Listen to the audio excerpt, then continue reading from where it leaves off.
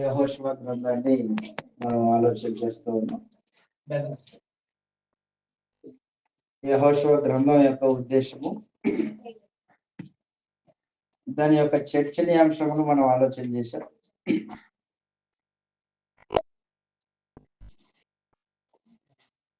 అంత మాత్రమే కాక మోషేకి యెహోషువకి మధ్యలో ఉన్న వ్యత్యాసాలు ఏంటి, సారూప్యతలు ఏంటి అనేది కూడా మనం కొద్దిగా నేర్చుకొని ఉన్నాం.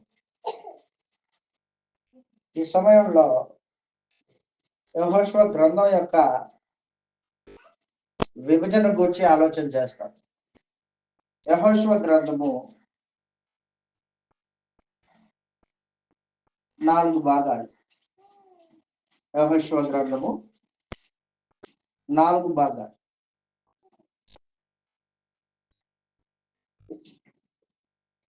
మొత్తము 24 అధ్యాయాలు ఉన్నాయి. యెహోషువ గ్రంథంలో మొత్తము 24 అధ్యాయాలు. 24 అధ్యాయాలని 4 భాగాలుగా విభజించవచ్చు.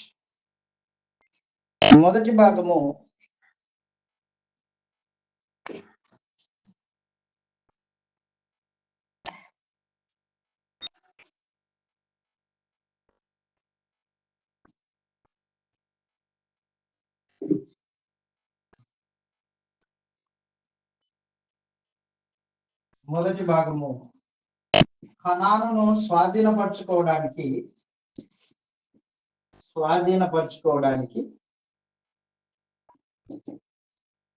సిద్ధపాటు.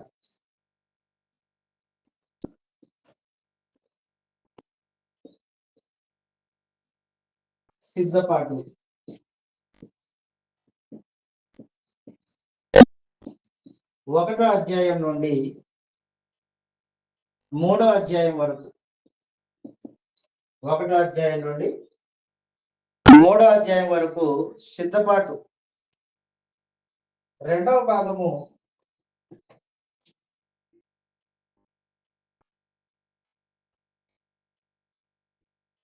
యోర్దాను నది దాటుట.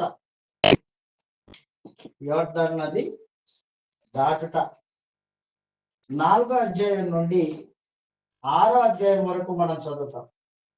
యోర్దాను నదిని దాటడము, దాటిన తర్వాత ఇశ్రాయేలీలు యెహోవా దేవునికి పస్కా పండుగ జరిగించడము ఈ అధ్యాయంలో మనం చూస్తాం. 3వ భాగము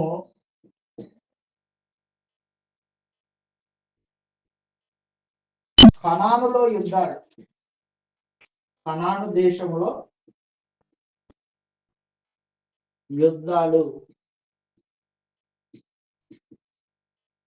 7వ అధ్యాయం నుండి 12వ అధ్యాయం వరకు, 7వ అధ్యాయం నుండి 12వ అధ్యాయం వరకు కనాను దేశంలో ప్రవేశించిన తర్వాత వారు అక్కడున్న 7 జాతుల వారితో యుద్ధం చేసి వారిని తోలివేసి ఆ భూభాగాన్ని స్వాధీనపరుచుకోవడం అన్నమాట.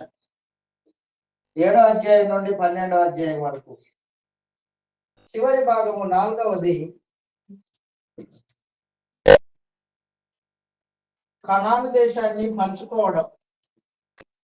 కనాను దేశాన్ని 12 గోత్రాలు, క్షమించండి, 9.5 గోత్రాలు, 9.5 గోత్రాలకు పంచి ఇవ్వడం.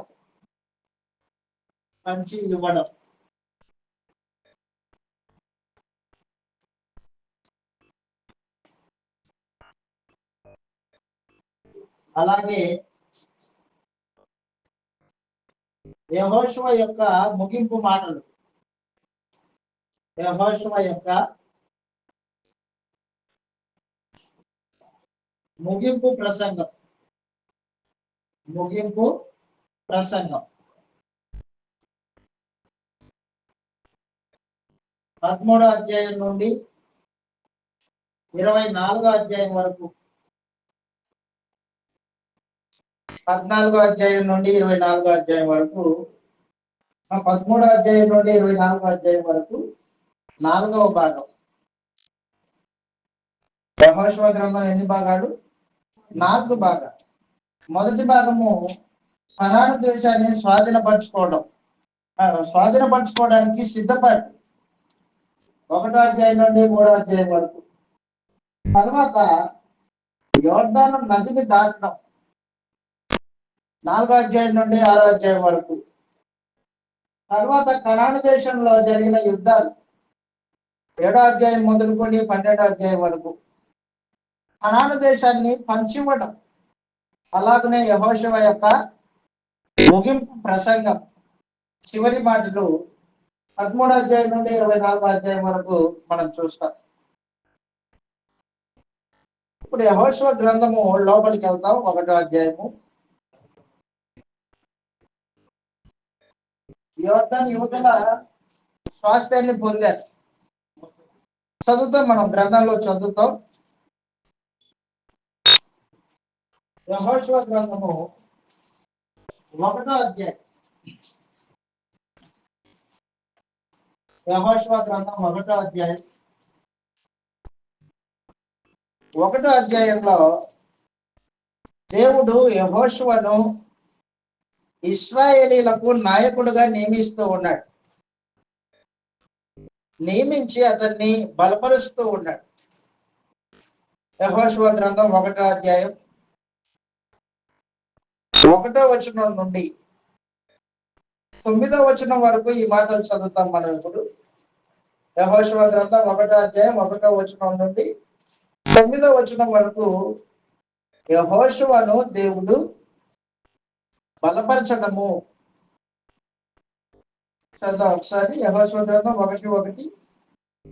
యెహోవా సేవకుడైన మోషే మృతి నొందిన తర్వాత యెహోవా కుమారుడును మోషే పరిచారకుడైన యెహోషువకు ఇలాగ సెలవిచ్చాడు, నా సేవకుడైన మోషే మృతి పొందెను, కాబట్టి నీవు లేచి నీవును ఈ జనులందరూ యోర్దాను నది దాటి నేను ఇశ్రాయేలులకు ఇచ్చుతున్న దేశమునకు వెళ్ళుడి. నేను మోషేతో చెప్పినట్లు అడుగుపెట్టు ప్రతి స్థలమును మీకు ఇచ్చుచున్నాను. అరణ్యమును లెబానోను మొదలుకొని మహానది అయిన యూఫ్రటీసు నది వరకు హిత్తీయుల దేశమంతే మహాసముద్రం వరకు నీకు సరిహద్దు. నీవు బ్రతుకు దినములన్నిటియు ఏ మనుషుడు నీ ఎదుట ఉండడు, నిలవలేడు. పరమందున దేవుడు యెహోషువను బలపరుస్తున్నాడు. విశ్వాసము ఫీడింగ్ అంటారు. చంటి బిడ్డకి పాలు ఎంత అవసరమో యెహోషువ నాయకత్వానికి, యెహోషువను సిద్ధపడి చేయడానికి విశ్వాసము ఫీడింగ్ ఇస్తున్నాడు అన్నమాట. నేను నీకు తోడుగా ఉంటా యెహోషువ, నువ్వు భయపడొద్దు. మోషేకి తోడై ఉండినట్లు నేను నీకు తోడై ఉంటా. ఆ రోజున దేవుడు మోషేను ఇశ్రాయేలు ప్రజల ఎదుట గొప్పవానిగా చేశాడు. ఐగుప్తు దేశంలో అద్భుతాలు చేశాడు మోషే. ఆ అద్భుతాలకి ఇశ్రాయేలు ప్రజలు మోషేని నమ్మారు. దేవుడు నిజంగా ఈయన్ని పంపించాడు అని నమ్మారు. అలాగున యెహోషువను కూడా దేవుడు ఇశ్రాయేలు ప్రజల మధ్యలో గొప్పవానిగా చేయడానికి ఏర్పాట్లు చేశాడు. ఆ ఏర్పాట్లో మొట్టమొదటిది యోర్దాను నదిని 2 పాయలుగా చేయడం. యోర్దాను నదిని 2 పాయలుగా చేయడంలో దేవుడి ఉద్దేశం ఏంటంటే ఇశ్రాయేల్ ప్రజలలో యెహోషువను గొప్ప చేయడం అయ్యింది. గొప్ప చేశాడు అనమాట. ఒక విషయం గుర్తుపెట్టుకో, నీకు నీవుగా గొప్పవాడివి అనుకోవడము ఒక ఎత్తు, దేవుడే నిన్ను గొప్పవాడిగా చేయడం ఒక ఎత్తు. మనుషుడు తను తాను హెచ్చించుకోవడం సులువే. తన దృష్టిలో తాను చూసుకుంటాడు, హెచ్చించుకుంటాడు. తన జ్ఞానాన్ని బట్టో, తనకున్న ఉద్యోగాన్ని బట్టో, తనకున్న పదవులను బట్టో, తనకున్న ఐశ్వర్యాన్ని బట్టో తనకున్న జ్ఞానాన్ని బట్టి హెచ్చించుకుంటాడు మనుషుడు తను తాను హెచ్చించుకుంటే తగ్గింపబడతాడని ప్రభు అయిన యేసు ముందుగానే తెలియజేశాడు. మనందరికీ తెలుసు. దేవుడు హెచ్చించువాడు గొప్ప, తను తాను హెచ్చించువాడు గొప్పవాడు కాదు, కానీ దేవుడు హెచ్చించువాడు గొప్పవాడు. ఆయన బలిష్టమైన చేతుల కింద మనుషుడు వీర మనస్కుడై ఉన్నారు. వాస్తవానికి ఆ రోజున యెహోషువ మోషే నాయకత్వంలో 40 సంవత్సరాల పాటు అరణ్యకాలంలో దీన మనసు కలిగిన వాడై ఉన్నాడు. దేవుడే ఆయన్ని హెచ్చించాడు. వాస్తవానికి చదువుతాం, ఇలా రాయబడింది 8వ వచనం, యెహోషువ గ్రంథం 1వ అధ్యాయం 8వ వచనంలో, ఈ ధర్మశాస్త్ర గ్రంథమును తప్పిపోకూడదు, నువ్వు బోధించాలి, ఇశ్రాయేలీయులకు బోధించాలి, బోధింపక తప్పిపోకూడదు. దానిలో రాయబడిన వాటన్నిటి ప్రకారము చేయుటకు నీవు జాగ్రత్త పడినట్లు దివారాత్రములు దాన్ని ధ్యానించిన ఎడల నీ మార్గములను వర్ధిల్ల చేసుకుని చక్కగా ప్రవర్తించదవు. నేను నీకు ఆజ్ఞ ఇచ్చి ఉన్నాను కదా, నిబ్బరముగా కలిగి ధైర్యంగా ఉండుము, దిగులు పడకము, జడియకము. నీవు నడుచు మార్గమంతటిలో నీ దేవుడైన యెహోవా నీకు తోడుగా ఉండును అని చెప్పేసి. ఒకప్పుడు యెహోషువ మోషే యొక్క నాయకత్వం కింద నడిచినవాడు. సమస్తము ఆ రోజున మోషే చూసుకునేవాడు. మోషే ఏం చెబితే ఆ మాటల ప్రకారంగా యుద్ధానికి వెళ్ళిన వాడు యెహోషువ. ఇప్పుడు నాయకత్వము యెహోషువకి ఇచ్చాడు దేవుడు. ఇప్పుడు సొంత నిర్ణయాలు చేయడానికి అవకాశం లేదు. యెహోషువ సొంత నిర్ణయం ప్రకారంగా నడుచుకోవడానికి అవకాశం లేదు. దేవుడు ఇచ్చిన ధర్మశాస్త్రానుసారంగా ఇశ్రాయేలీయుల్ని కనాన్ దేశానికి నడిపించాలంటే యెహోషువకి జ్ఞానం అవసరం. జ్ఞానం ఎక్కడి నుంచి వస్తుంది మనుషుడికి? జ్ఞానము దేవుని గ్రంథం నుంచే దేవుడు ఏర్పాటు చేశాడు. దివారాత్రములు దాన్ని ధ్యానించాలి అని చెప్పి, దివారాత్రములు దాన్ని ధ్యానించాలి. ఎప్పుడైతే దేవుడి గ్రంథాన్ని ధ్యానించుతాడో మనుషుడు దేవుడి దృష్టికి గొప్పవాడిగా ఉంటాడు. మనందరికీ తెలుసు, కీర్తన గ్రంథం 1వ అధ్యాయం 1వ వచనంలో కీర్తనకారుడు ఇలాగ తెలియజేస్తూ ఉన్నాడు, నాయకుడు అనే ప్రతి వారు దేవుని గ్రంథమును అనుసరించాలి, దేవుని గ్రంథమును పట్ల పట్టుదల కలిగి ఉండాలి. వాస్తవానికి నాయకుడు గ్రంథం తెలియకపోతే సమాజాన్ని నడిపించలేడు. కీర్తన 1:1 ఇలా రాయబడింది, దుష్టుల ఆలోచన చొప్పున నడవక, పాపుల మార్గమును నడవక, అపహాసకులు కూర్చుండు చోట కూర్చుండక, యెహోవా ధర్మశాస్త్రమును ఆనందించుచు దివారాత్రములు దాన్ని ధ్యానించేవాడు ధన్యుడు. అదనమాట. దేవుని ధర్మశాస్త్రాన్ని మనుషుడు ధ్యానించాల, దివారాత్రులు ధ్యానించాలి. దివారాత్రులు అంటే కంటిన్యూగా అని అర్థం, ఎడతెగకుండా అని అర్థం. అంతేగాని రాత్రింబగుళ్ళు అదే అని కాదు ఉద్దేశం. కంటిన్యూగా గ్రంథాన్ని ధ్యానించక మర్చిపోకూడదు, ఎడతెగకుండా దాన్ని ధ్యానించాలి అని చెప్పేటప్పుడు. కాబట్టి యెహోషువ ఇశ్రాయేలు నడిపించేటప్పుడు సొంత ఆలోచన చేసుకోవద్దు నాయన, నేను నీకు ఇచ్చిన ఆజ్ఞ ప్రకారంగా నేను నడిపించు. ధర్మశాస్త్రాన్ని బోధించి ఇశ్రాయేలీలకి అని చెప్పాడు. బోధించుకోకుండా తప్పిపోవద్దు అని చెప్పాడు. ఆ రోజున మోషే, ఇప్పుడు నీవు యెహోషువ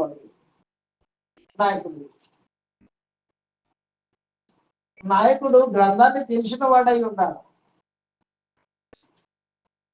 నేటి కాలంలో సువార్థికుడు గ్రంథమును దివారాత్రులు ధ్యానించాల, చదువుట యందును బోధించుట యందును సమయం గడపాలి అని చెప్పాడు. ఈ రోజున సువార్థికుడు తిమోతికి రాసిన మొదటి పత్రికలో తిమోతి గారికి రాసిన మొదటి పత్రిక గ్రంథమును ధ్యానించాలి.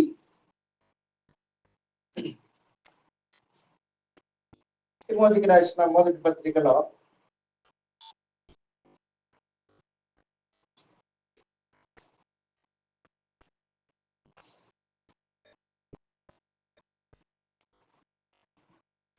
4వ అధ్యాయం 11వ వచనం నుండి మనం చదివినప్పుడు, ఈ సంగతులను ఆజ్ఞాపించి బోధించుము, నీ యవ్వనమును బట్టి ఎవడును నిన్ను తృణీకరింపనీయకుము గాని మాటలోను ప్రవర్తనలోను ప్రేమలోను విశ్వాసంలోను పవిత్రతలోను విశ్వాసులకు మాదిరిగా ఉండుము.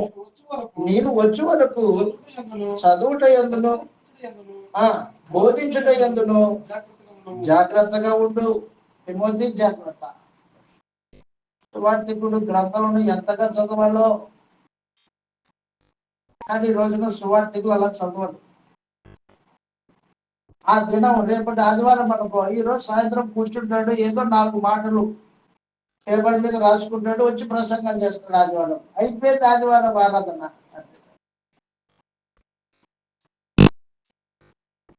సువార్థికుడు హేతువడుగు ప్రతి వారికి సాత్వికంతో సమాధానం చెప్పడానికి ఎల్లప్పుడూ సిద్ధంగా ఉండాలి.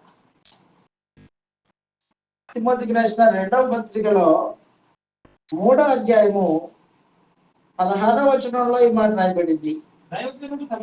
దైవజనుడు సన్నద్ధుడై ప్రతి సత్కార్యం విషయంలో పూర్ణముగా సిద్ధపడి ఉండునట్లు దైవావేశం వలన కలిగిన ప్రతి లేఖనము ఉపదేశించుటకు, ఖండించుటకు, తప్పుదిద్దుటకు, నీతి యందు శిక్ష చేయుటకును ప్రయోజనకరమై ఉన్నది.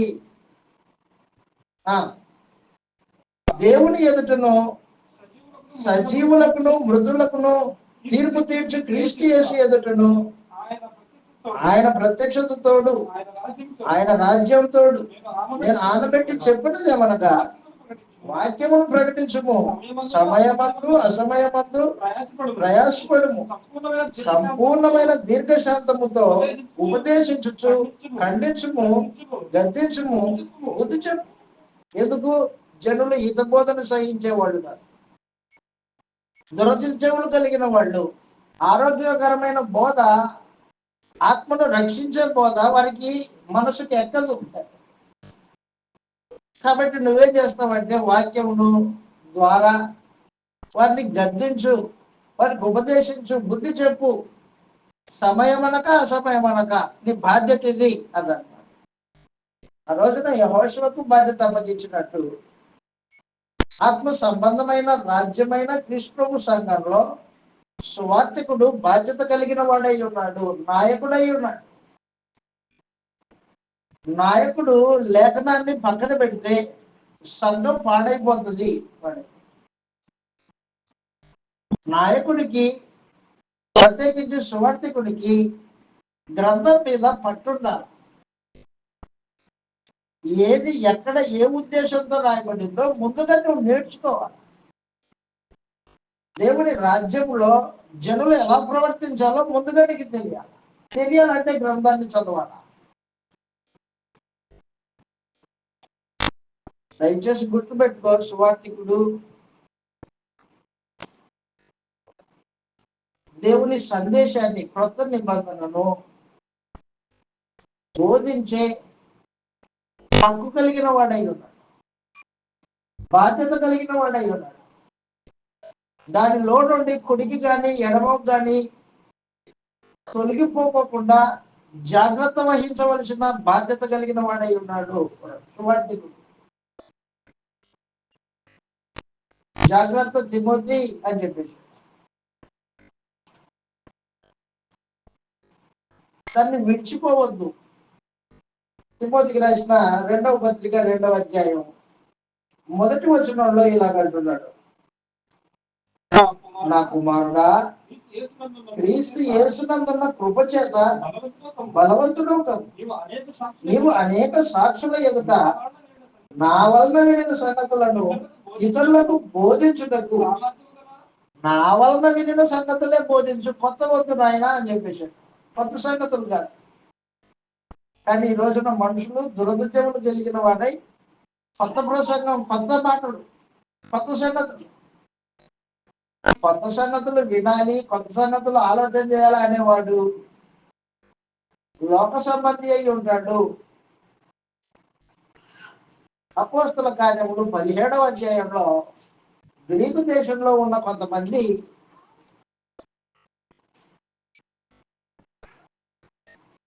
కొత్త సంగతులు చదువుట, కొత్త సంగతులు వినుట ఎందును మాట్లాడుట ఎందును సమయం గడిపేవాళ్ళు. దేవుడు వారిని ఈ విధంగా అంటూ ఉన్నాడు. చదువుతాం అపోస్తల కార్యాలు 17వ అధ్యాయంలో. అపోస్తల కార్యములు 17వ అధ్యాయం. ఏథెన్సు పట్టణస్థులు కొత్త సంగతులు వినుట ఎందును కొత్త సంగతులు మాట్లాడుట ఎందును కాలం గడిపే వారై ఉన్నారు అని చెప్పేసి 10వ వచనంలో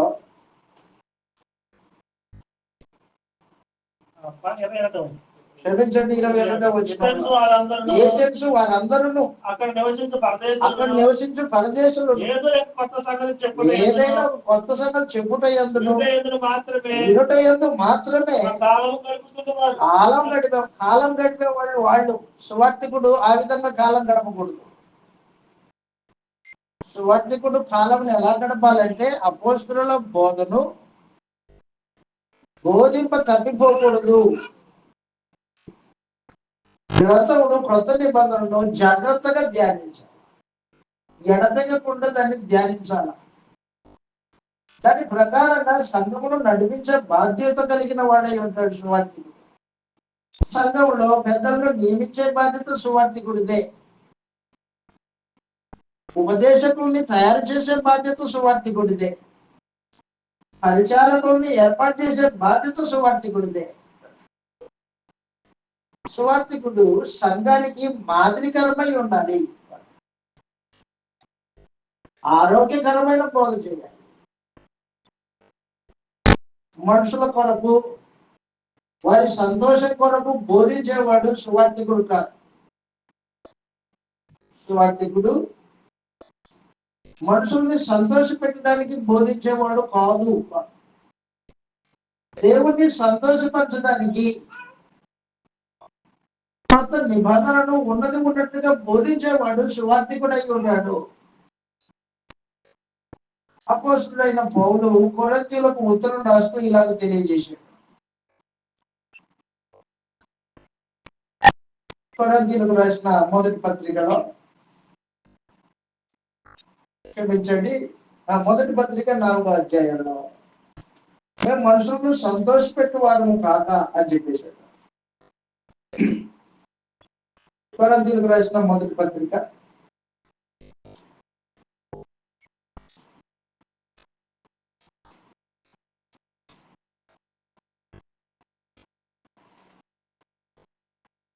దేవుని వాక్యమును కలిపి చెప్పాడు అనేకుల వలె కాక 3వ అధ్యాయము 17వ వచనంలో,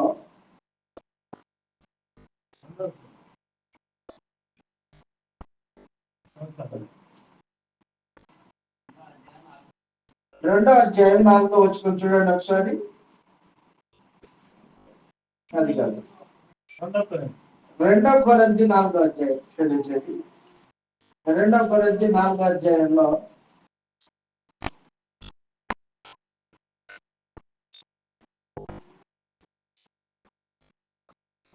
2వ అధ్యాయం 17వ వచనంలో, 2 కొరింథీ 2వ అధ్యాయము 17వ వచనంలో, కావున ఇటు సంగతులకు చాలిన వాడెవడు,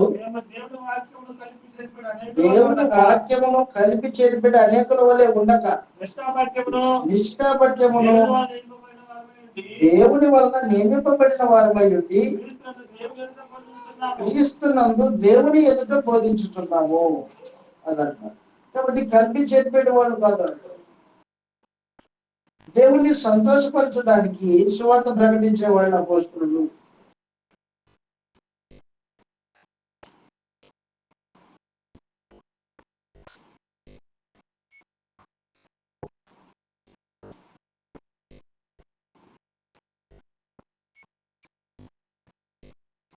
కాబట్టి సువార్థికుడు ఏం చేయాలంటే మనుషుల్ని సంతోషపెట్టే బోధ చేసేవాడు కాదు, మనుషుల్ని సంతోషపెట్టడానికి తీయని మాటలు చెప్పేవాడు సువార్థికుడు కాదు. సువార్థికుడు దేవుడిని సంతోషపెట్టేవాడై దేవుడు మనుషులకు ఏం చెప్పమన్నాడో ఆ వాక్యాన్ని ఉన్నది ఉన్నట్టుగా చెప్పి ఉపదేశించి వారి లోపములను సరిచేసే బాధ్యత కలిగిన వాడు సువార్థికుడు. ఆ రోజున యెహోషువకు చెప్తున్నాడు, యెహోషువ ఈ ధర్మశాస్త్రం అందున్న ఆజ్ఞలన్నింటి విషయంలో జాగ్రత్త సుమ, కుడికి గాని ఎడమకు గాని తొలగిపోవద్దు, దాన్ని దివారాత్రులు ధ్యానించు. నా ఆజ్ఞలు అనుసరించి నడుచుకుంటే నేను నీకు తోడుగా ఉంటాను. ఈ ఇశ్రాయేల్ ప్రజల్ని కనాను దేశంలో ప్రవేశపెట్టడానికి ఈ కార్యక్రమం సజావుగా జరుగుతుంది అని యెహోషువకు ఆ రోజున దేవుడు సంగతులు తేటగా తెలియజేశాడు. 1వ అధ్యాయంలో యెహోషువ నాయకత్వము, నాయకత్వానికి నియమింపబడి దేవుడి వలన బలం పొందిన వాడై ఉన్నాడు. 1వ అధ్యాయంలో యెహోషువ గ్రంథము 1వ అధ్యాయంలో జరిగిన మరొక కార్యక్రమం ఏంటంటే, యెహోషువ 1వ అధ్యాయం జరిగిన మరొక కార్యక్రమము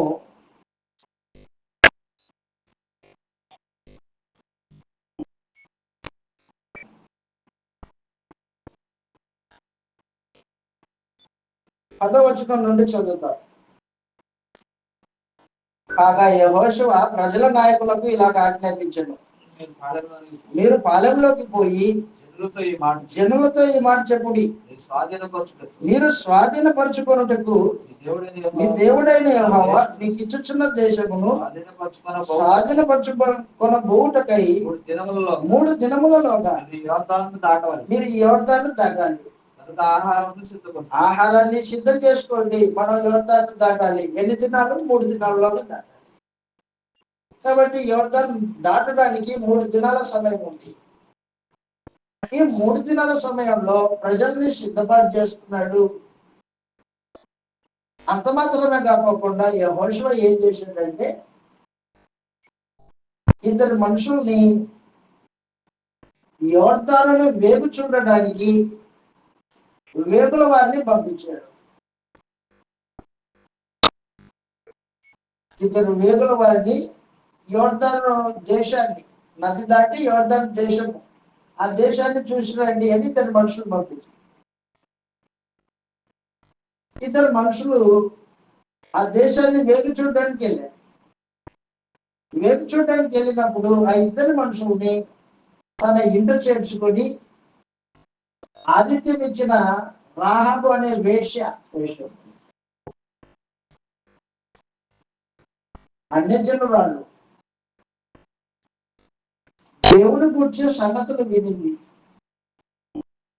ఐగుప్తు దేశం నుండి ఇశ్రాయేలీయులను కాపాడి ఎర్ర సముద్రంలో వారిని నడిపించినప్పుడు ఎర్ర సముద్రము 2 పాయలుగా చేయబడింది. ఆ సంగతి వినింది రాహాబు. రాహాబు విని ఆమె మాత్రమే కాదు, ఆ దేశంలో ఉన్న ప్రజలందరూ దేవుని అద్భుత కార్యక్రమాన్ని విని వాళ్ళు ఏం చేశారంటే దేవుణ్ణి భయపడుతున్నారు. భయం వారి గుండెలో ఉండిపోయింది.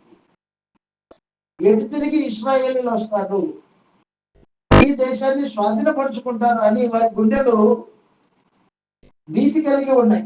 2వ అధ్యాయము యెహోషువ గ్రంథము 2వ అధ్యాయంలో మొదటి వచనం నుండి మనం చదువుతాం. నూను కుమారుడైన యెహోషువ వేగుల వారైన 2 మనుషులను పిలిపించి, మీరు పోయి ఆ దేశమును ముఖ్యంగా ఎరుకో పట్టణాన్ని చూడండి. ఎరుకో పట్టణము బలమైన ప్రాకారము గోడలు కలిగిన పట్టణం. శత్రువు ఎంత ప్రయత్నం చేసినా ఆ దేశంలో ప్రవేశించడానికి అవకాశం లేని పరిస్థితి అన్నమాట.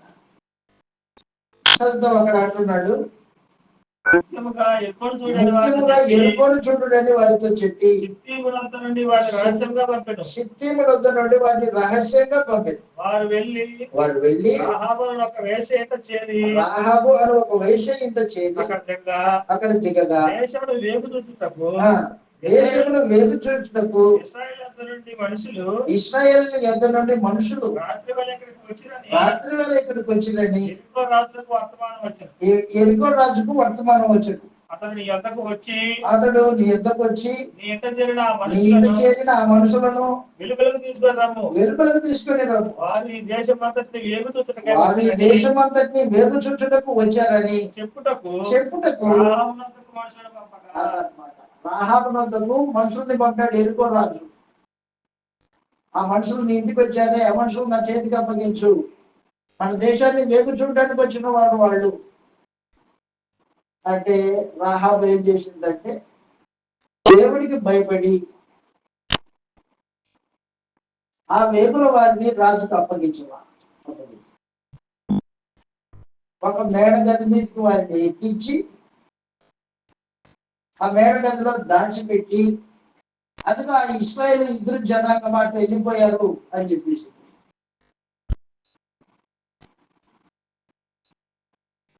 రాజు పంపించిన సైన్యము పక్కకి వెళ్ళిపోయింది, వారిని తరుముకుంటూ వెళ్ళింది. వారు మేడగది మీద దాచిపెట్టబడ్డారు. రాహాబు రాత్రి వేళ ఆ మేడకు గది మీదకి వెళ్ళి వారితో మాట్లాడుతుంది. మీ దేవుడు భూమి అందును ఆకాశమందును దేవుడే, ఈ దేవుడు లాంటి వాడు ఎవరు లేడు. విశ్వాసపు మాటలు మాట్లాడుతుంది. వేశ్యావృత్తి కలిగిన రాహాబు, వేశ్య సంబంధించిన జీవితం కలిగిన ఆమె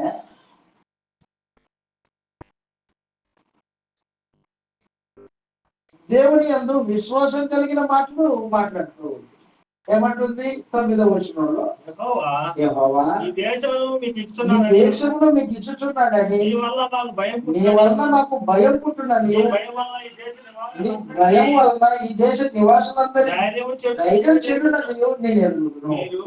మీరు ఐగుప్తు దేశం నుండి వచ్చినప్పుడు మీ ఎదుట యెహోవా ఎర్ర సముద్రపు నీరును ఎలా ఆరిపోజేసినో, యోర్దాను తీరమున అమోరీయుల ఇద్దరు రాజైన సీహోనును ఓగుకును మీరేమి చేసిద్దరో అనగా మీరు వారిని ఎలా నిర్మూలన చేసిద్దరో ఆ సంగతి మేము వినినప్పుడు మా గుండెలు కరిగిపోయాను. నీ ఎదుట యెహోవా నీ దేవుడైన యెహోవా పైన ఆకాశమందును కింద భూమి యందును దేవుడే. నీ ఎదుట ఎట్టి మనుషులకైనా ధైర్యం ఏమాత్రం ఉండదు అని చెప్పేసి విశ్వాసపు మాటలు మాట్లాడు. దేవుని కార్యక్రమాలను చూచింది కాదు, విన్నది. వినుట వలన విశ్వాసం కలుగును అనే మాటకి నిలబెత్తు సాక్ష్యము రాహాబు. వినడం వలన విశ్వాసం కలుగు. యెహోవా దేవుడి గురించి వినింది, ఆయన యందు విశ్వాసం కలిగింది. వచ్చిన ఆ వేగుల వారిని దాచిపెట్టి వారితో ముచ్చటిస్తుంది. దేవుని యందలి విశ్వాసమును వెల్లడిపరిచింది రాహాబు. అన్యజనురాలు వాస్తవానికి ఇశ్రాయేలీయులు మోషే ద్వారా ఎర్ర సముద్రము పాయలైనప్పుడు కన్నులారా చూసిన వారు ఇశ్రాయేలు. కన్నులారా చూసిన ఇశ్రాయేలీయులు దేవుని ప్రజలు దేవుణ్ణి నమ్మక ఆయన యందు విశ్వాసం ఉంచుకోకుండా ఎర్ర సముద్రం దాటిన తర్వాత అరణ్యంలో ఎండిన ఆకులు రాలిపోయినట్లు రాలిపోయారు. కన్నులతో చూసిన వాళ్ళు రాలిపోయారు. దేవుడి గురించి చెవితో విన్న రాహాబేమో విశ్వాసం కలిగింది. రాలిపోయిన 6 లక్షల జనాభా కంటే విశ్వాసం ఉంచిన అన్యరాలని దేవుడు తన ప్రజగా స్వీకరించాడు. విశ్వాసం కలిగిన వాడు ఎక్కడున్నా దేవుని మనస్సు వాటి మీద ఉంటుంది, వారికి తోడై ఉంటుంది. అన్య జనులైన రాహాబుని దేవుడు ఏం చేశాడంటే తన ప్రజగా స్వీకరించాడు. ఆమె వేశ్యావృత్తిని సంపూర్ణంగా మార్మర్చుకుంది. తన జీవితాన్ని, వేశ్య జీవితాన్ని విడిచిపెట్టి ఇశ్రాయేలు జనాంగంలో ఒక వ్యక్తిని వివాహమాడి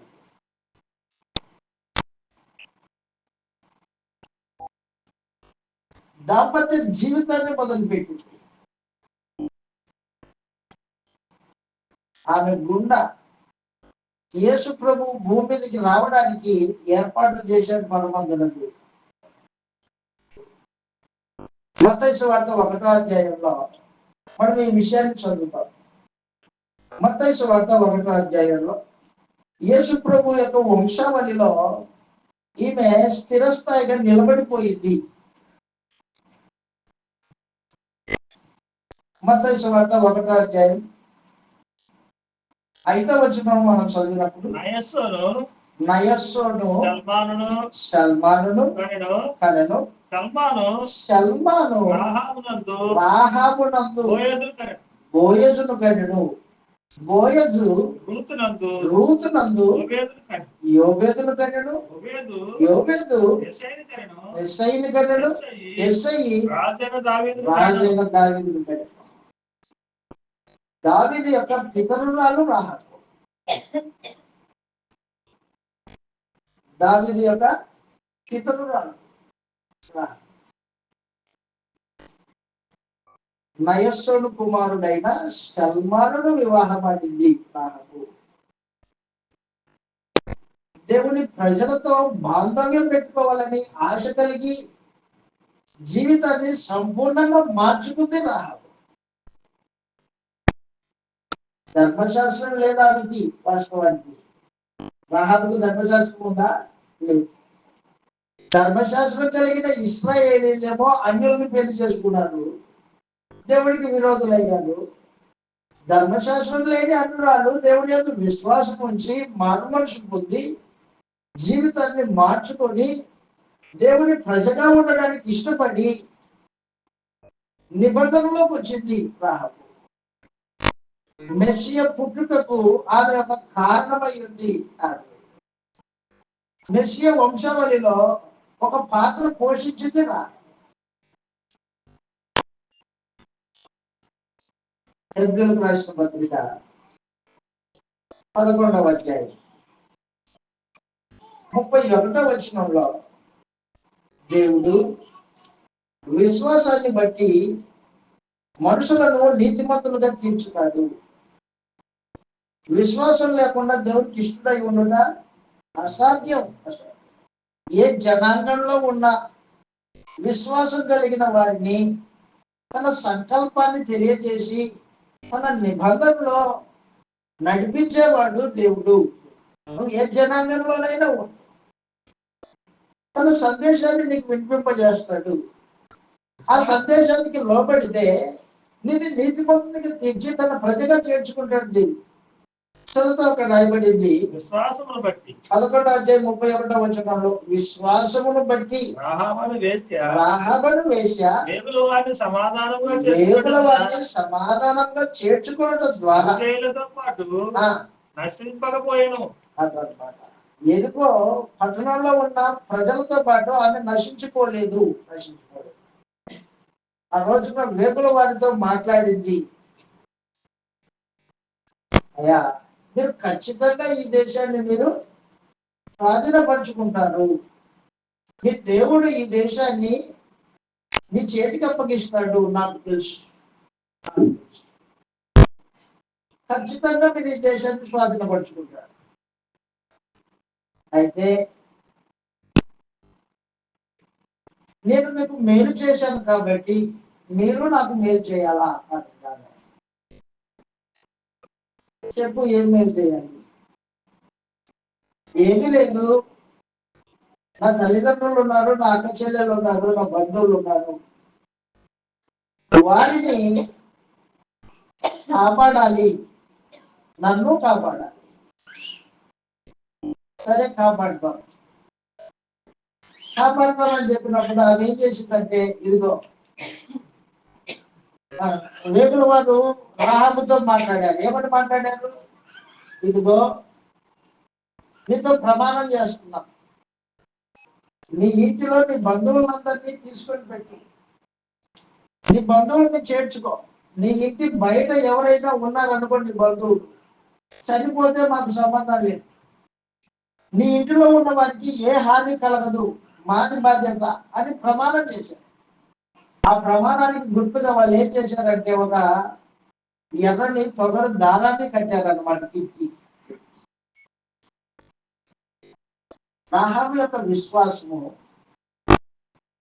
తన కుటుంబాన్ని రక్షించుకోవాలన్న తాపత్రయం కలిగింది. విశ్వాసము క్రియల రూపం దాల్చుతుంది. క్రియలు లేని విశ్వాసము మృతమై ఉంటది. బయట గుర్తుపెట్టు. దేవుడి యొక్క విశ్వాసం ఉంది, దేవుడు గొప్పవాడు, ప్రసంగం చేయొచ్చు, లేదా 10 మందికి దేవుడు గురించి గొప్పగా చెప్పొచ్చు. కానీ నీ క్రియలలో విశ్వాసం కనబడకపోతే అది మృతమై ఉంటుంది. క్రియల మూలంగా రాహాబు తన విశ్వాసాన్ని వెల్లడిపరిచింది. యాకోబు గారు రాసిన పత్రిక క్రియలు లేని విశ్వాసము మృతమై ఉంటుంది. యాకోబు గారు రాసిన పత్రిక 2వ అధ్యాయము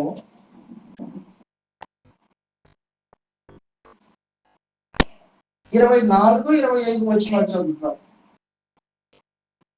మనుషుడు విశ్వాస మూలముగా మాత్రము కాక క్రియలములములను నీతిమంతుడని ఎంచబడునని మీరు దీని వలన గ్రహించితిరి. అటువలనే రాహాబను వేశ్య కూడా దూతలను చేర్చుకుని వేరొక మార్గమున వారిని వెలుపలికి పంపివేసినప్పుడు క్రియల మూలముగా నీతిమంతురాలని ఎంచబడిన కదా. ప్రాణము లేని శరీరం ఎలాగో మృతమో అలాగే విశ్వాసం మృతం. విశ్వాసం ఉంది, మంచిదే, కానీ క్రియలు లేకపోతే అది మృతమై ఉంటుంది. రాహాబు విశ్వాసం వచ్చింది దేవుడి యందు, అలాగనే ఆ విశ్వాసానికి తగినట్టు క్రియలు కనపరిచిందా. ఈరోజు రాహాబు మనకు నేటి క్రైస్తవులమైన వారికి మాదిరికరమై ఉంది. విశ్వాసము ఒక పక్క హృదయంలో, మరో పక్క ఆమె క్రియలు. దాన్ని సత్క్రియ అని చెప్పేది. సత్క్రియ, విశ్వాసము ప్లస్ క్రియ, జీవం కలిగిన విశ్వాసం అన్నమాట. మృతమైన విశ్వాసం కాదు. ఈ రోజున అనేక మంది ప్రార్థనకు వస్తారు కానీ విశ్వాసం ఉందని చెబుతారు, కానీ ఆ విశ్వాసము చచ్చిపోయిన స్థితిలో ఉన్న వాళ్ళే ఎక్కువ. నీ విశ్వాసం ఏ స్థితిలో ఉంది? మృతమైనదిగా ఉందా, సజీవమై ఉందా? సజీవమైన విశ్వాసము క్రియల మూలంగా బయలుపరచబడుతూ ఉంటుంది. చనిపోయిన విశ్వాసము అది క్రియలు లేనిదై ఉంటుంది. క్రియలు లేని విశ్వాసం మృతం. తీతుకు రాసిన పత్రిక అపోస్తలుడైన పౌలు తీతు పుత్రులను రాస్తూ 3వ అధ్యాయము విశ్వాసము క్రియల మూలంగా బయలుపరచబడుతూ ఉంటుంది, సత్క్రియలు జరిగిస్తుంది. తీతుకు రాసిన పత్రిక 3వ అధ్యాయము 8వ వచనంలో ఈ మాట రాయబడింది. ఈ మాట నమ్మదగిన. తీతుకు రాసిన పత్రిక 3వ అధ్యాయం 8వ వచనంలో ఈ మాట నమ్మదగినది కనుక దేవుని యందు విశ్వాసం ఉంచువారు సత్క్రియలను శ్రద్ధగా చేయుట యందు మనసుంచునట్లు ఈ సంగతులను గురించి చెప్పుతున్నారు. సువార్తికుడు బాధ్యతకి సంగమా, కేవలం విశ్వాసం కలిగి ఉన్నావా? అయితే నువ్వు మృతం.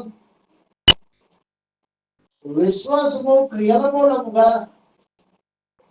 సజీవమైనదిగా కనిపించితే బ్రతికిందై ఉంటుంది. నాకు విశ్వాసం ఉందయ్యా, దేవుడు నాకు తండ్రి. దేవుడు నీకు తండ్రి అయితే లోకంతో పాటు ధనాపేక్ష కలిగి లోకాన్ని ఆశించి చెడిపో. విశ్వాసం లేనివాడే లోకంలో పరిగెత్తుతుంటాడు అందరితో పాటు. విశ్వాసం కలిగిన వాడు ఏమొచ్చినా దేవుడి మీద ఆధారపడతాడు. దేవుడు నాకు తండ్రి, క్రీస్తు యేసునందు దేవుడు నాతో నిబంధన చేసుకున్నాడు. నేను ఆయన బిడ్డని, ఆయన నాకు తండ్రి. నా అవసరం తీర్చేవాడు తండ్రి. విశ్వాసం అది. బిడ్డలు తండ్రి మీద ఆధారపడతారు. క్రీస్తు పత్రిక 8వ అధ్యాయము 10వ వచనంలో దేవుడు మనకు తండ్రి అయి ఉన్నాడు. క్రీస్తు నందు చేసిన నిబంధన ప్రకారం, అది రక్త నిబంధన ప్రకారము దేవుడు మనకు తండ్రి. హెబ్రీయులకు రాసిన పత్రిక 8వ అధ్యాయంలో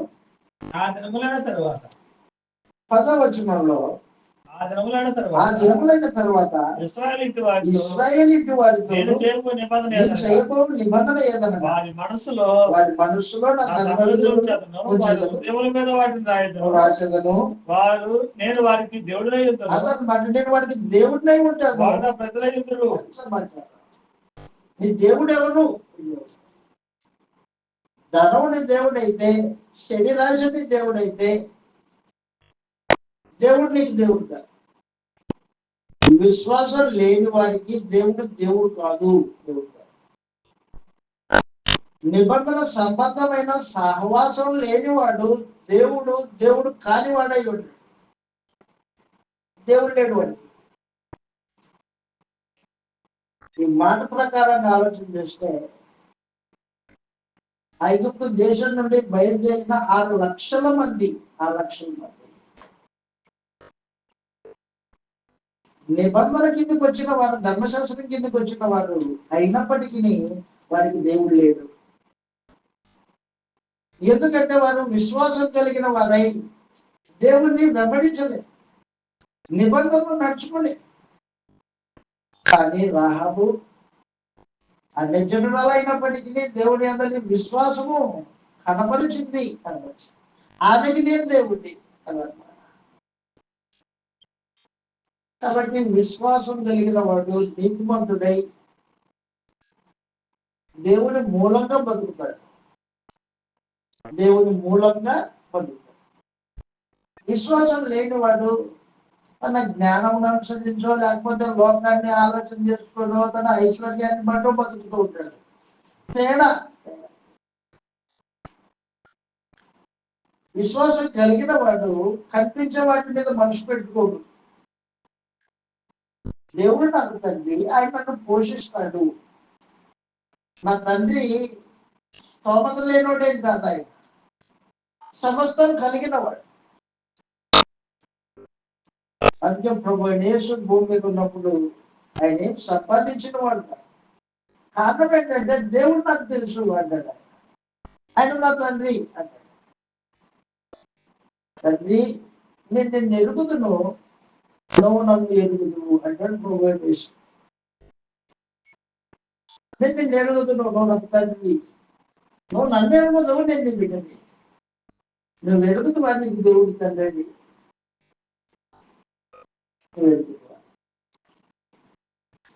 దేవుడు నీకు తండ్రి అనే విశ్వాసం నీ హృదయంలో ఉంటే నీ క్రియలు సక్రియలై ఉంటాయి.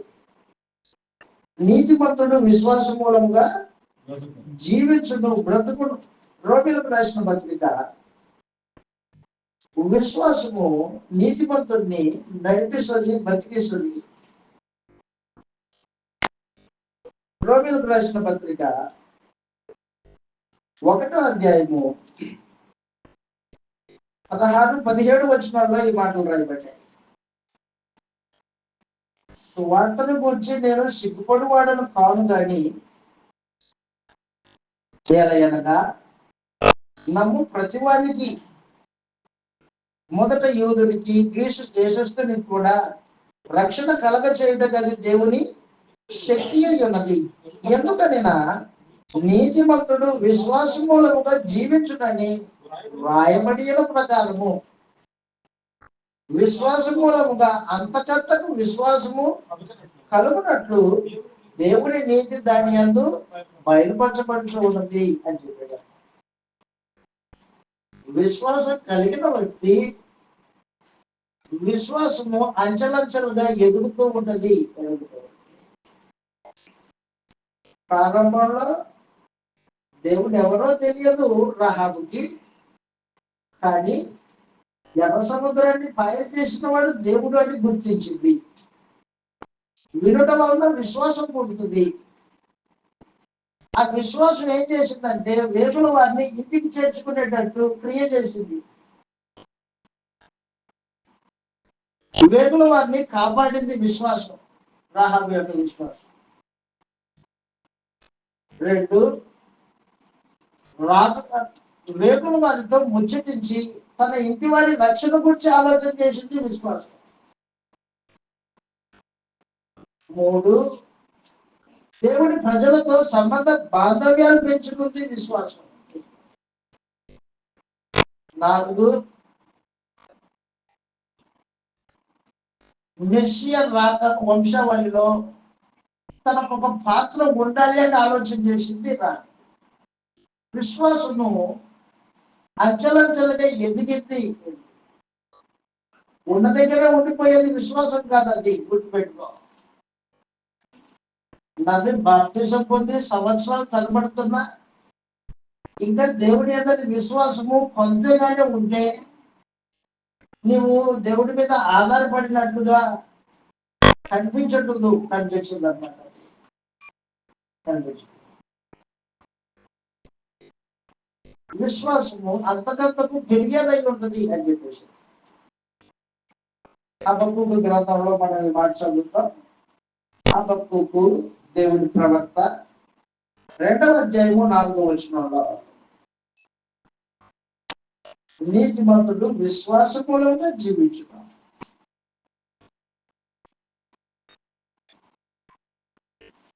హబక్కూకు గ్రంథం 2వ అధ్యాయం 14వ వచనం 4వ వచనంలో హబక్కూకు 2వ అధ్యాయం 4వ వచనంలో వారు యథార్థపరులు కాక తమలో తాము అతిశయపడుతురు, అయితే నీతిమంతుడు విశ్వాస మూలముగా జీవించును అదట. యథార్థవంతుడు విశ్వాసం కలిగిన వాడై దేవుడి మూలంగా బతుకుతాడు. యథార్థవంతులు కాకపోతేనే మనుషులు అతిశయిస్తాడు. అతిశయించేవాడు విశ్వాసం కలిగిన వాడు కాదు అని చెప్పేశాడు అన్నమాట. అతిశయించేవాడు విశ్వాసం కలిగిన వాడు. 3వ అధ్యాయము హబక్కూకు గ్రంథం 3వ అధ్యాయం 17వ వచనంలో అంజూరపు చెట్లు పూయకుండినను, ద్రాక్ష చెట్లు ఫలింపకపోయినను, ఒలివ చెట్లు కాపు లేక ఉండినను, చేనులోని పైరు పంటకు రాకపోయినను, గొర్రెలు దొడ్డిలో లేకపోయినను, శాలలో పశువులు లేకపోయినను, నేను యెహోవా యందు ఆనందించేదను, నా రక్షణకర్త అయిన నా దేవుని యందు నేను సంతోషించేదను.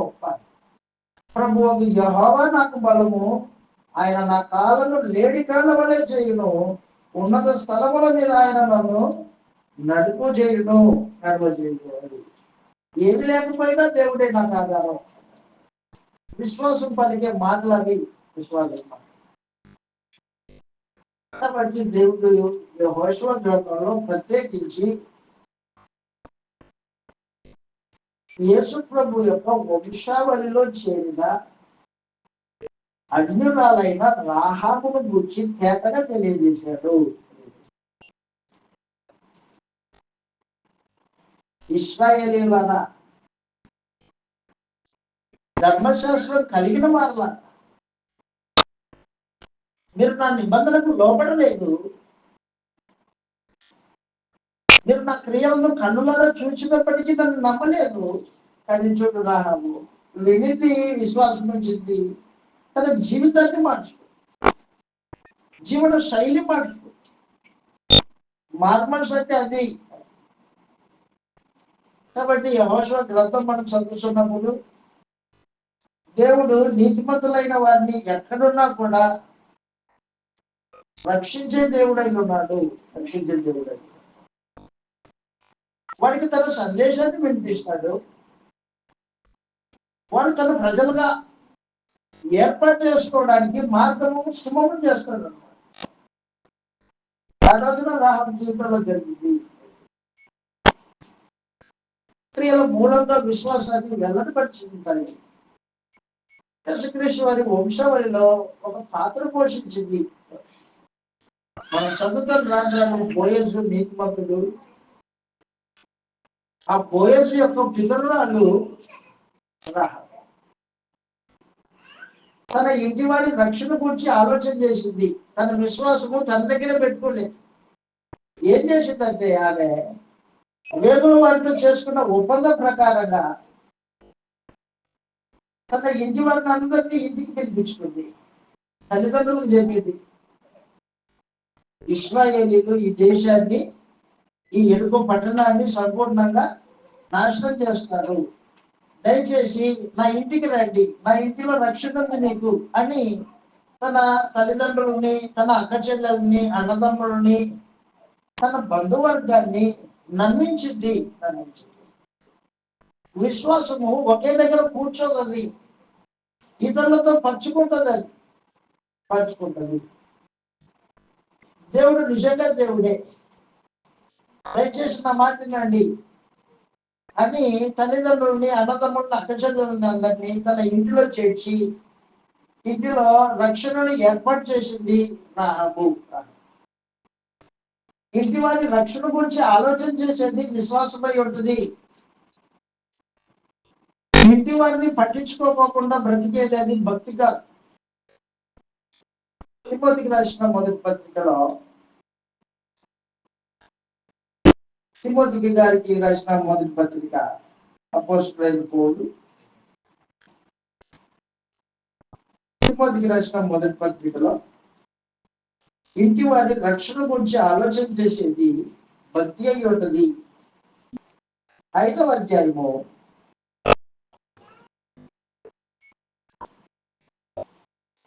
8వ వచనంలో ఈ మాట రాయబడింది. ఎవడైనాను, తిమోతికి రాసిన మొదటి పత్రిక 5వ అధ్యాయం 8వ వచనంలో, ఎవడైనాను స్వకీయులను విశేషంగా తన ఇంటి వారిని సంరక్షింపకపోయిన ఎడల వాడు విశ్వాస త్యాగమును చేసిన వాడై అవిశ్వాసి కంటే చెడ్డవాడు. ఎంతమంది చెడ్డవాళ్ళు ఉన్నారో మనలో, ఎంతమంది చెడ్డవాళ్ళు. స్వకీయులను విశేషంగా తన ఇంటి వారిని సంరక్షించుకోలేని వాడు. భక్తి మొదటిగా నీ ఇంట్లో నుంచి ప్రారంభం అవ్వాలి. నీ భక్తి నీ ఇంటి వారికి అర్థం కావాలి. ఆ తర్వాత ఆ దీపము ఇంటిల్లి వారికి వెలిగి వాళ్ళు మొదటిగా. ఆ భక్తి వలన నీ ఇంటి వారు సంతోషపడాలి.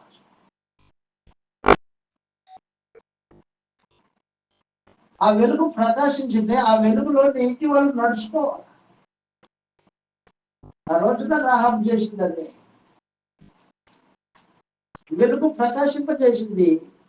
వేష జీవితం కలిగింది. అయినా వేషల మాట ఎవరైనా వింటారా? వేషల మాట ఎవరైనా వింటారా? కానీ రాహాబు తన మాటల ద్వారా తన ఇంటి వారిని నమ్మించింది, తన ఇంటిలో చేర్చుకుంది. ఇశ్రాయేలీలు వచ్చినప్పుడు ఆ ఇల్లు మొత్తం రక్షింపబడి 2వ అధ్యాయంలో రాహాబు యొక్క జీవిత విధానము, ఆమె మారు మనసు, ఆమె విశ్వాసము క్రియల రూపం దాల్చడము, పరమంతట దేవుడు ఇశ్రాయేలీలకి తెలియజేసేది అనమాట. ఈ చరిత్రలో యెహోషువ గ్రంథం రచనలో ఇశ్రాయేలీలకి రాహాబు యొక్క జీవితాన్ని, విశ్వాస జీవితాన్ని తేటగా వెల్లడిపరిచాడు. ఆ తర్వాత 3వ అధ్యాయం, మొదటి భాగం ముగించుకుంటాం మనం. 3వ అధ్యాయంలో వేగుల వారు వెళ్ళి యెహోషువతో ఈ విషయాన్ని చెబుతారు. అయా, మమ్మల్ని ఒక స్త్రీ తన ఇంట చేర్చుకుంది, ఆమెతో ఇదిగో ఈ ఒప్పందం చేసి వచ్చాము. ఆ ఒప్పందం ప్రకారంగా ఇంటి వారికి ఏ హాని చేయకూడదు. చదువుతాం 3వ అధ్యాయం 1వ వచనంలో. యెహోషువ గ్రంథము 3వ అధ్యాయం 1వ వచనంలో, క్షమించండి, 2వ అధ్యాయం 23వ వచనం, 2వ అధ్యాయం 23వ వచనంలో, ఆ ఇద్దరు మనుషులు తిరిగి కొండల నుండి దిగి నది దాటి నూను కుమారుడైన యెహోషువ యొద్దకు వచ్చి తమకు సంభవించినదంతయు అతనితో వివరంగా చెప్పింది. మరియు వాడు, ఆ దేశమంతయు యెహోవా మన చేతికి అప్పగించుచున్నాడు, మన భయము చేత ఆ దేశ నివాసులందరికీ ధైర్యము చెడి ఉన్నది అని యెహోషువతో అనిది. వేగుల వారు ఆ దేశాన్ని, ఆ పట్టణాన్నంతా చూచి జరిగిన కార్యక్రమాలన్నీ యెహోషువకు తెలియజేశారు. వేకువనే లేచి యెహోషువ ఏం చేశాడంటే ప్రజలందరినీ సిద్ధపరుస్తూ ఉన్నాడు. 3వ అధ్యాయం 1వ వచనంలో యెహోషువ వేకువనే లేచి అతడు ఇశ్రాయేల్ అందరూ సిద్దీము నుండి బయలుదేరి యోర్దానుకు వచ్చి దాటక మునుపు అక్కడ నిలిచింది. 3 దినములైన తర్వాత నాయకులు పాలెంలో తిరుగుచు జనులకు ఇలాగ ఆజ్ఞాపించింది, మీరు మీ దేవుడైన యెహోవా నిబంధన మందసమును యాజకులైన లేవీయులు మోసుకొని పోట చూచినప్పుడు మీరున్న స్థలంలో నుండి బయలుదేరి మీకును దానికి దాదాపు 2000 పొలమూట్ల ఎడముండాలి. మీరు వెళ్ళుత్రావా నేనంత ముందుగా ముందు వెళ్ళింది కాదు, గుర్తుపట్టవలను కనుక ఆ మందసమునకు సమీపంగా మీరు నడవరాదు. యెహోషువ రేపు యెహోవా మీ మధ్య ఒక అద్భుత కార్యక్రమాన్ని చేస్తాడు కనుక మిమ్మల్ని మీరు పరిశుద్ధపరచుకోండి. ప్రయాణానికి సిద్ధపాటు అన్నమాట. యోర్దాను దాటిపోతున్నారు. యోర్దాను దాటిపోయే పరిస్థితులు అన్నమాట. అప్పుడు ఏం చేసినట్టు దేవుడు మందసము మోయిచున్న లేవీయుడు యాజకుడు. మందసాన్ని మోసేవాళ్ళు ఎవరు? కహాతీయులు. గుర్తుపెట్టుకోవాలి, మనం సంఖ్యాకాండంలో నేర్చుకున్నాం. కహాతీయులు భుజముల మీద మందసాన్ని మోయాలి. మందసం ముట్టుకోకూడదు.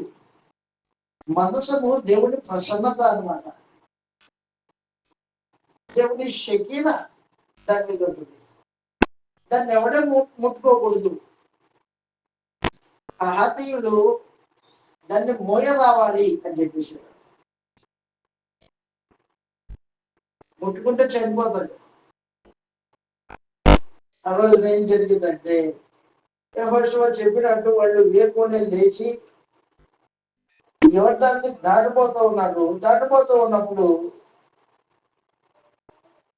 ఎరికో పట్టణానికి వెళ్ళి దాన్ని స్వాధీనపరచుకోవడానికి యోర్దాన్ అడ్డంగా ఉంది. ఆ యోర్దాన్ దాటడానికి సిద్ధపడ్డాడు అనమాట.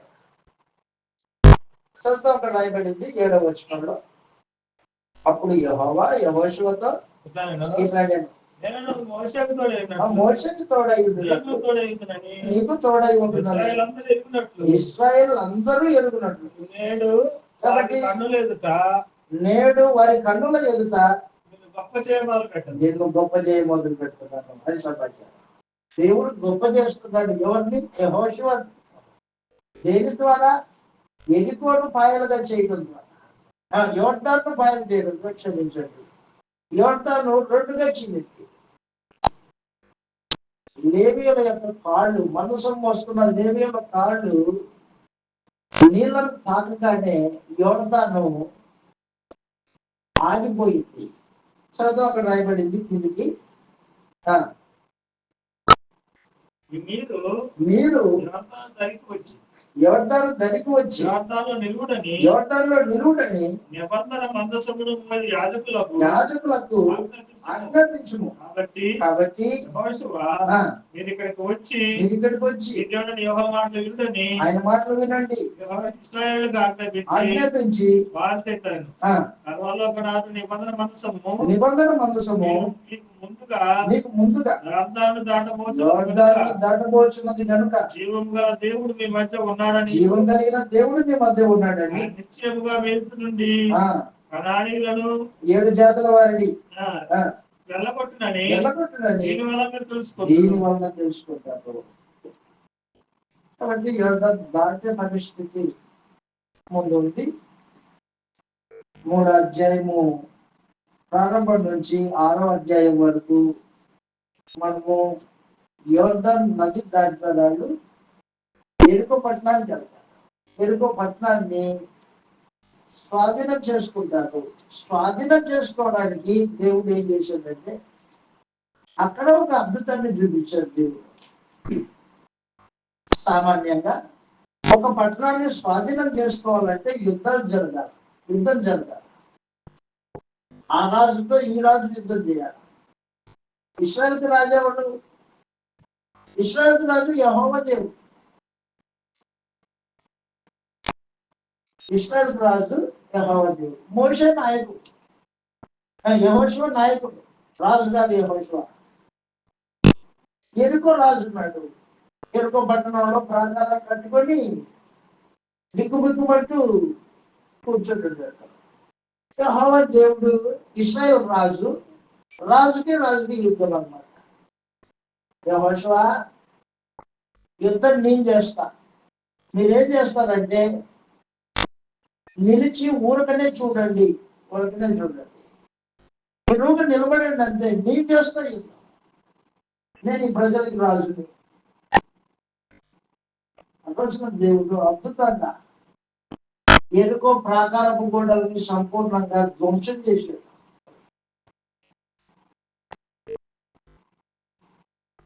6 లక్షల కాల్బలం ఇశ్రాయేలీలు, కొత్త జనాంగం, సంఖ్యాకాండంలో మనం చదివాం. 6 లక్షల కాల్బలం, కొత్త జనాంగం 6 లక్షల మంది. మీరెవరొద్దు, నేను చేస్తూ యుద్ధం. 7 రోజుల పాటు మీరు ఆ ప్రాకారపు గోడల చుట్టూ తిరగాల. 6 రోజులు ఒక్కొక్కసారి తిరగాల. మందసం మోసుకుంటూ తిరగాల. శబ్దం ఏమి చేయకూడదు 6 రోజులు. 7వ రోజున 7 సార్లు తిరగాలి. 7 సార్లు తిరిగేటప్పుడు 6 సార్లు ఏమి శబ్దం చేయకూడదు. 7వసారి మీరు ఊరకూదాలి, కేకలేయాలి. చాలు, ప్రాకారపు గోడలు అవంతకవే కింద పడిపోతాయి. దాన్ని మీదుగా ఎక్కి ఎరుకో పట్టణాన్ని స్వాధీనం చేసుకోబోతారు మీరు అని చెప్పేసింది. కాబట్టి యెహోషువ గ్రంథం మనం చదువుతున్నప్పుడు విశ్వాసం వలన విజయాలు ఏ రూపంలో వస్తాయో మనము నేర్చుకుంటాం. ఈ గ్రంథంలో విశ్వాసం ద్వారా విజయము. అందుకే ప్రభు చేసి చెప్పాడు, నేను లోకాన్ని జయించాను, నా యందు విశ్వాసం ఉంచేవాడు లోకమును జయించును అని చెప్పేసి. లోకాన్ని విశ్వాసంతో జయించాడు. ఎవరు యేసుక్రీస్తు దేవుని కుమారుడని అంగీకరించారో వారు లోకమును జయించిన వారు అని చెప్పేసి యోహాను గారు రాసిన మొదటి పత్రిక 5వ అధ్యాయంలో యేసుక్రీస్తు శరీరధారి అయి వచ్చాడు. శరీరాన్ని ధరించుకుని పాపముల నిమిత్తము ప్రాణం పెట్టాడు. ఎవరైతే విశ్వాసం ఉంచారో వారు లోకాన్ని జయించిన వారు అని చెప్పేసి యోహాను గారు రాసిన మొదటి పత్రిక 5వ అధ్యాయం 3-4 వచనాలు చూడండి ఒకసారి.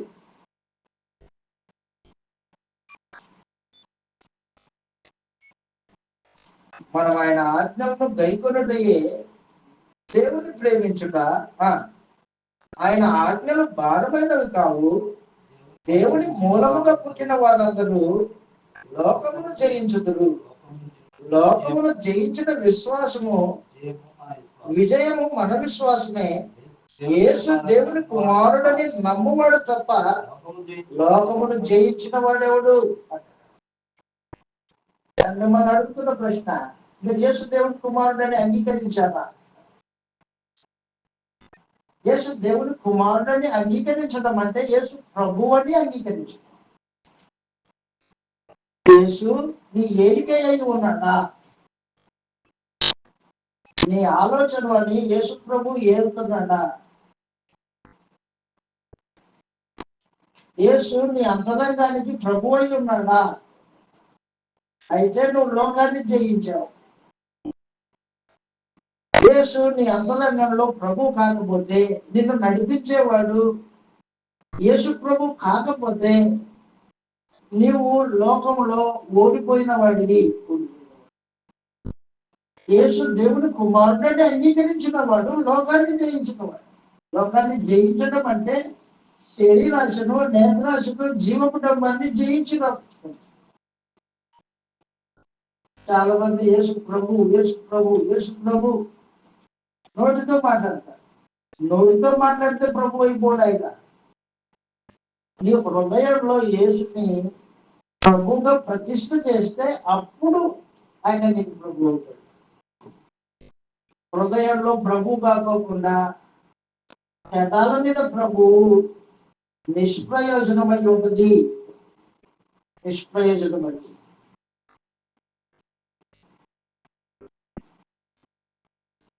పేతురు గారు రాసిన మొదటి పత్రిక 3వ అధ్యాయం 15వ వచనంలో,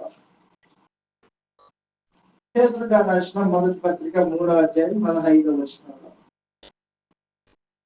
ఈ హేతువుని బట్టి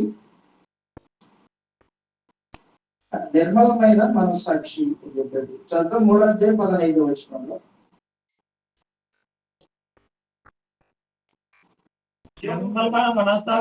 నిర్మలమైన మనస్సాక్షి కలిగిన వాడు మీలో ఉన్న నిరీక్షణ గురించి హేతువడుకు ప్రతి వానికి సాత్వికముతోను భయముతోను సమాధానం చెప్పుటకు ఎల్లప్పుడూ సిద్ధముగా ఉండి మీ హృదయములలో ప్రభువుగా ప్రతిష్ఠించుడి. ఎక్కడుండాలా యేసు? నీ హృదయంలో ప్రభు అయి ఉండాలా. నిన్ను ఏలుబడి చేసేవాడై ఉండాలా. నీ ఏలికై ఉండాలా. నిన్ను నడిపించేవాడై ఉండాలి. నిన్ను నువ్వు నడిపించుకోవడం కాదు, నిన్ను నడిపించేవాడు యేసై ఉండాలి. ఆయన ఆజ్ఞ నీ హృదయంలో నిన్ను నడిపించేదైతే యేసు నీకు ప్రభు అయి ఉన్నాడు. వాస్తవమే. ఆయన మాటల్ని పక్కన పెట్టి నీ అంతటికి నీవే నీ ఆలోచన ప్రకారంగా నువ్వు బ్రతికితే అది యేసుని ప్రభుగా కలిగినట్టు కాదు, లోకాన్ని జయించినట్టు కాదు. అది విశ్వాసం లేనట్టు. అది లేదు. విశ్వాసము లోకాన్ని జయించేదై ఉంది. కాబట్టి విశ్వాసం ద్వారా ఆ రోజున రాజ్యాలు జయించింది. చదువుతాం ఆ మాట చదివి బ్రేక్ తీసుకుందాం. మనం హెబ్రీయులకు రాసిన పత్రిక 11వ అధ్యాయం. హెబ్రీయులకు రాసిన పత్రిక 11వ అధ్యాయం 30వ వచనంలో, 30వ వచనం, విశ్వాసమును బట్టి 7 దినముల వరకు ప్రదక్షిణములు చేయబడిన తర్వాత ఎరికో గోడలు కూలెను. విశ్వాసమును బట్టి రాహాబను వేశ్య వేగుల వారిని సమాధానంగా చేర్చుకునినందున అవిధేయులతో పాటు నశింపకపోయెను. ఇంకేమి చెప్పుదును?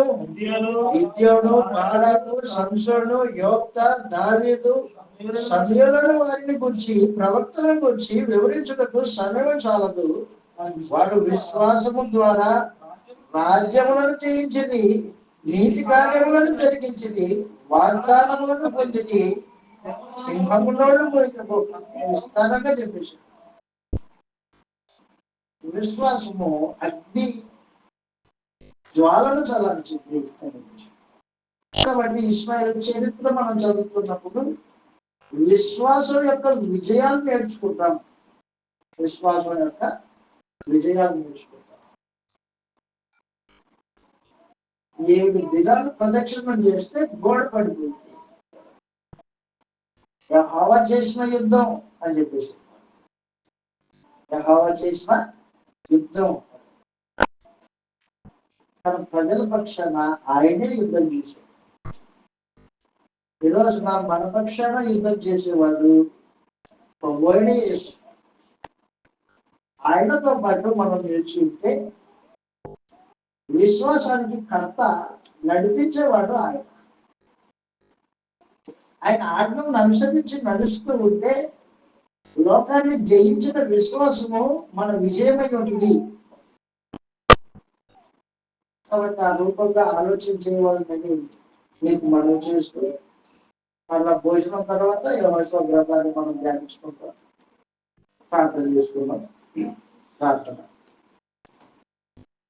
కరుణా సంపన్నుడు వరకు మా ప్రియ తండ్రి, పరిశుద్ధుడమైన మాట,